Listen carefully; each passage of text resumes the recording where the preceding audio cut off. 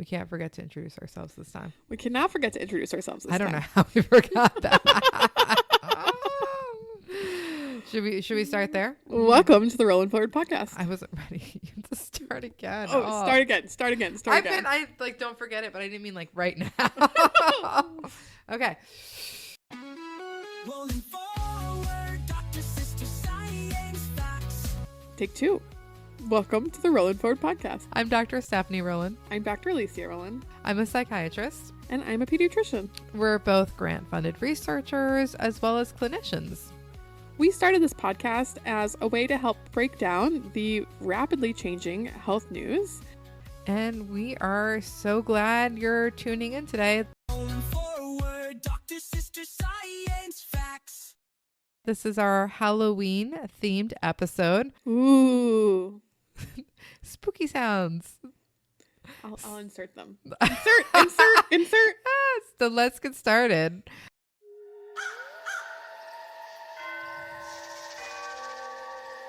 Alicia, as you know, my daughter Marvell, who is 2, loves the 3 Little Pigs. The story of the 3 Little Pigs, the wolf that's there, etc. But in her version, the pigs aren't hiding from the wolves because they're scared. They're hiding from the wolves because they're planning her a surprise birthday party.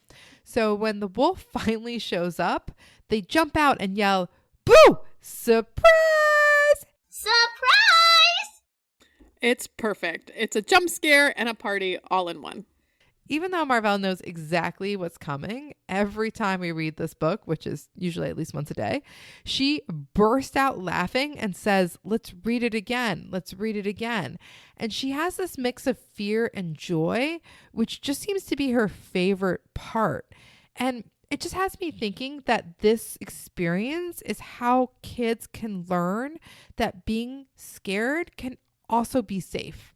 Exactly. And that's why today we're talking about fear, why it's healthy, when it transitions to anxiety, and how to help kids handle both. And we thought this was a really good theme for Halloween because Halloween is all about being scared in a fun way. But sometimes fear, it can leak out and become really not fun.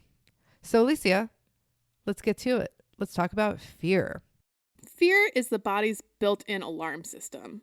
The amygdala in the brain detects threats within milliseconds and activates the hypothalamic pituitary adrenal axis. That's a mouthful. HPA axis. Way more manageable. It releases adrenaline and cortisol to prepare the body to fight, flee, or freeze. And that's the reflex that keeps toddlers from touching hot stove. And it teaches older kids that they need to look both ways before crossing the street. Fear, it keeps us alive. And it's a good thing until that system overfires. And it evolves as brains mature. So initially, as infants, little babies, they fear loud noises, stranger danger. They're afraid of strangers. I remember when Marvell started developing the stranger danger and all of a sudden would just cry anytime it wasn't me or her dad. She has lost that. She's lost it. Because after infants comes the preschoolers. And they're afraid of the dark. They're afraid of monsters. They're afraid of being away from parents. And that's the phase that we are very solidly in right now, I can tell you. And what comes after preschoolers? In school-aged kids, we're afraid of storms, thunderstorms. We're afraid of injuries. We're afraid of harm occurring to loved ones. And after that comes the teenage years where we're scared of social embarrassment and failure. And that might sound silly, but those are really big stakes. If you can remember being 14 and being socially embarrassed, it really matters. I feel like adults also stay in this lane. There's a lot of fear of social embarrassment. And this pattern of fear development from where we go from fearing as infants things like loud noises to as teenagers fearing something more complex like social embarrassment, this is really mirroring the brain development that is happening. The amygdala, that part of the brain that we talked about, it matures early. But the prefrontal cortex, that's the front of the brain that says, hey, you're okay. This isn't real danger.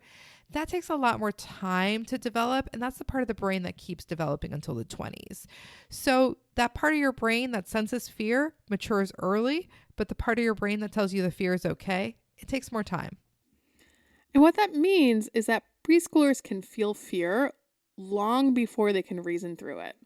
Because that amygdala, that fear sensing part of the brain, is mature just so much earlier than the front part of the brain that tells them whether they need to be afraid or not. And so while it doesn't seem feasible that the monster can fit in that tiny little area, they're still afraid. Yes, they truly are. And over time, as the prefrontal cortex connects more strongly to the amygdala, the brain learns how to turn the alarm off when it's safe. And fear, it's that alarm. And anxiety, it's when that alarm just will not shut off and it keeps going off. In psychiatry, fear is a reaction to something immediate, like a barking dog. Anxiety is an anticipation of what might happen. What if there's a dog outside? So we might all hear a loud noise and be startled, right? That's the fear. But the anxiety is what comes next if we can't dismiss it and be like, oh, that was just a car backfiring. Oh, that was just a dog barking. The anxiety is that part of our brain that just keeps going and says, what if there's someone outside? What if there's something unsafe? What if I need to do something in order to protect myself? That is the part that just keeps going. According to the American Academy of Child and Adolescent Psychiatry, the red flags for anxiety really are 1, avoiding school, sleep, time with friends, things that they used to enjoy. Absolutely. 2, actual physical symptoms, things like frequent stomach aches, headaches, chest pain, a racing heart. Because for kids, as their brains are still developing, a lot of times they might feel their emotions in their physical body. And then lastly, symptoms that really persist over time and start to interfere with daily functioning. Things like interfering with relationships, sleep, academic performance. It's often thought that fear lasting more than 4 weeks is when it starts getting problematic. Especially when it's disrupting daily life. The things that you as a family have always enjoyed doing and that start to really be disrupted by this anxiety and this fear. About 11% of US kids aged 3 to 17 are currently diagnosed with an anxiety disorder. And among anxiety disorders, the most common are specific phobias, social anxiety disorder, and separation anxiety disorder. And what's important about these disorders is that when you're experiencing these heightened states of anxiety, that prolonged stress hormone exposure will affect more than your mood.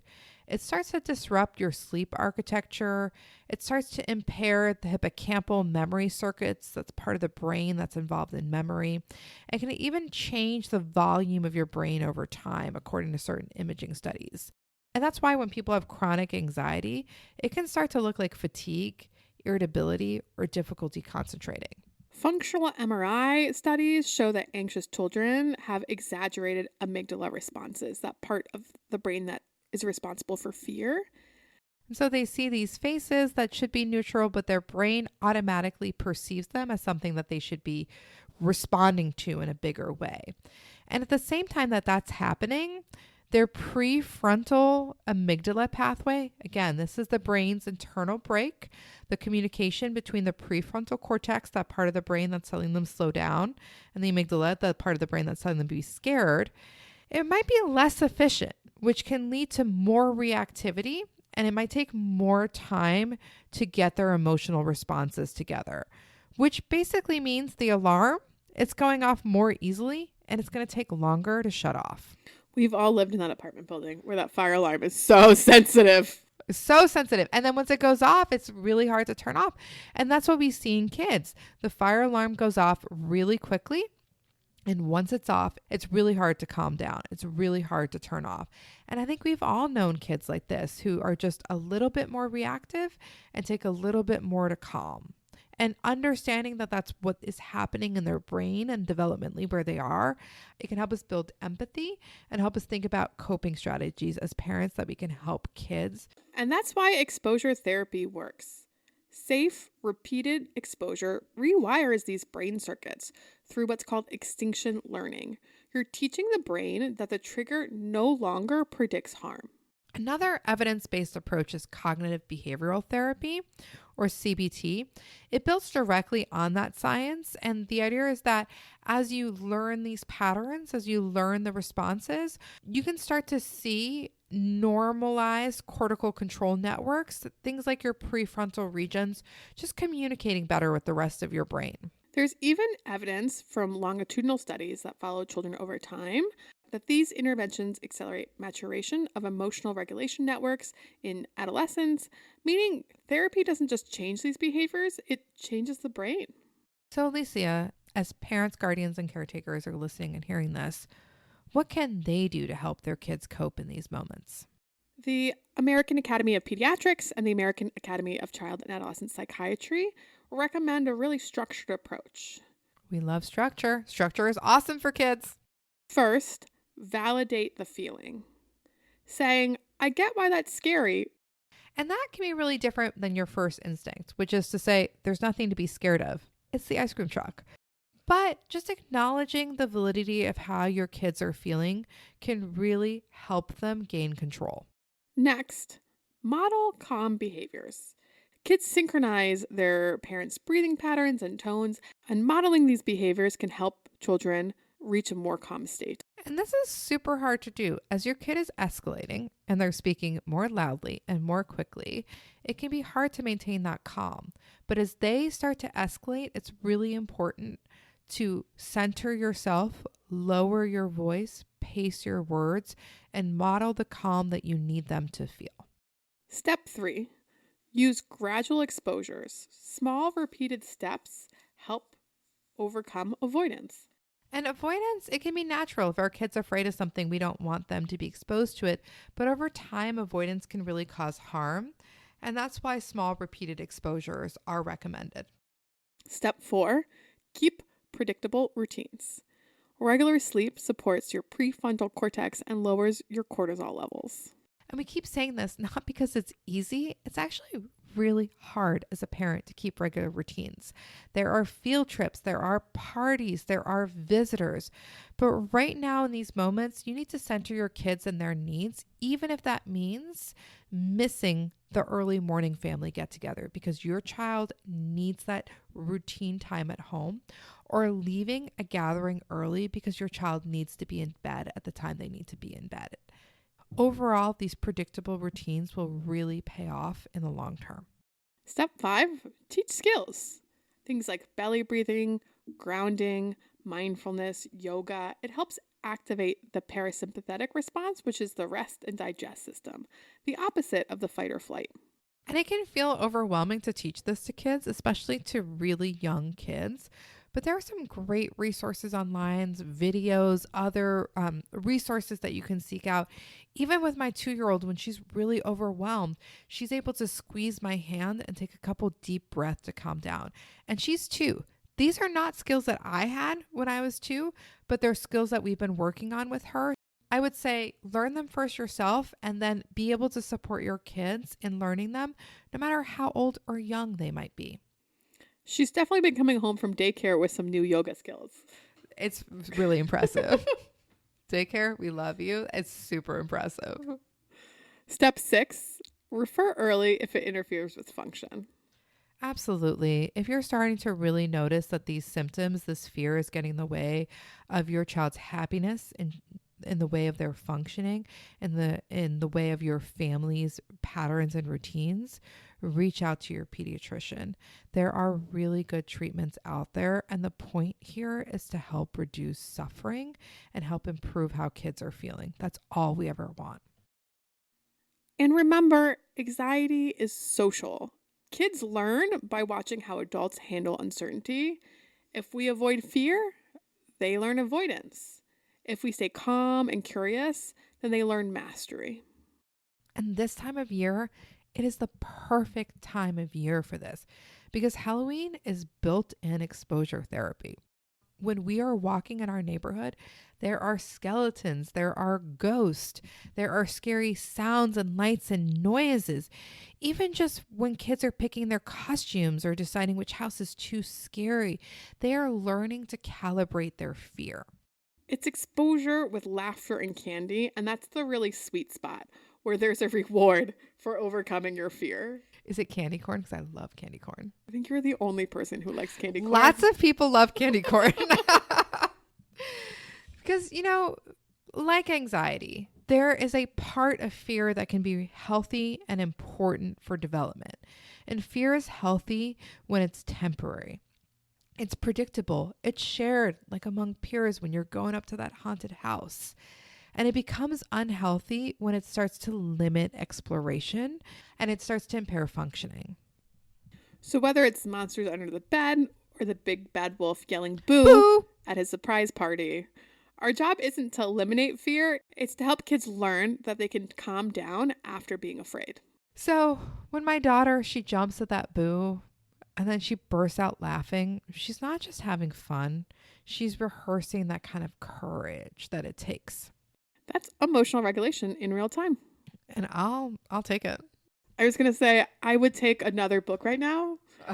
I think I have read The Big Bad Wolf Surprise Party like 6 times today. And you're going to have to read it 3 more times before bed. So we need to wrap this up so we can go read some more books. Rolling forward, Dr. Sister Science Facts. Thanks for tuning in. I'm Dr. Stephanie Rolin. I'm Dr. Alicia Rolin. This is the Rolling Forward podcast. We love that you tuned in. Please share a 5-star rating or review with us. Please share us with your friends or family if you found this helpful. You can always shoot us an email. Our email is rollinforwardshow. That's ROLIN /show at gmail.com. And thank you for listening. We are going to be taking next week off in order to go trick-or-treating and really lean into the fear. Alicia, what's your costume? I don't have one yet. Oh, that is not the right answer. I think I have to be Tati Ursula. Oh my gosh. My daughter loves The Little Mermaid and is obsessed with the idea that Ursula is the mermaid's auntie. And so she keeps calling Alicia Ursula. That is probably your costume. I don't think it's flattering. It's also her favorite character in the movie, though. I don't think being called Ursula is a flattering comparison. But if it's her favorite character, could it be so bad? I think she's a very dramatic 2-year-old. As are all 2-year-olds. So with that, we hope that you have a safe, sweet, and perhaps slightly spooky Halloween. And we will see you after you get all the candy corn that you desire, and then you crash afterwards. Until next time. Thanks for joining in. Rolling forward, Dr. Sister Science Facts. So much candy corn, Alicia. People like it. People like it. There's a reason that they sell it. It's because they sell the same bags year after year. They've never been sold. No, they're really good.